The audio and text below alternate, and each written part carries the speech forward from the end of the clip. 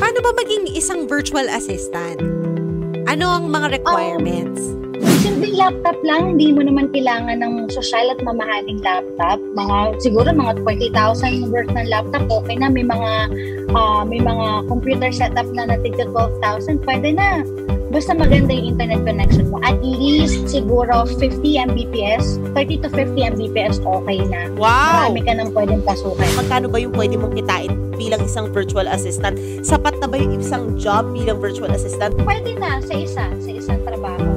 Okay. So, sapat siya pang sustento sa grocery at saka sa tuition ng isang college student. Yes. Paano yung sweldo mo? Paano nila pinapadala Dolyar ba, sa'yo? girl? Yeah.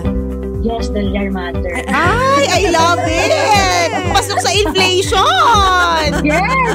Meron akong job na weekly, meron din na bi-monthly, at saka yung iba monthly. Pero dito doon sa yung pinaka-job ko talaga is week. So malaking tulong para sa akin at sa family ko na weekly yung sweldo ko. Kasi in case of emergency, syempre may mabubunot Liquid ka. Oo. Yes. So, paano pumapasok sa bangko mo? PayPal. Actually, marami sa Facebook. Facebook. Marami sa Facebook. Gagalingan mo lang talaga. And syempre, hindi ka basta-basta apply. Syempre, babasahin mo rin yung kung ano bang klaseng company yung papasukan mo. Meron sa Indeed, meron sa what do you call this? Hubstaff.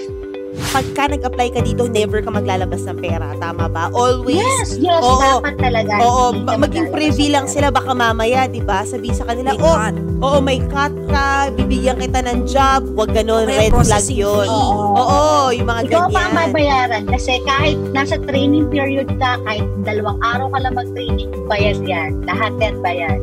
Lahat ng oras mo bayad. Wow. Magandang benefits na kahit saan ka pumunta, basta may laptop ka, may internet ka, kahit nasa bundok ka pa, basta may internet connection, pak na pak ang pagiging Wow.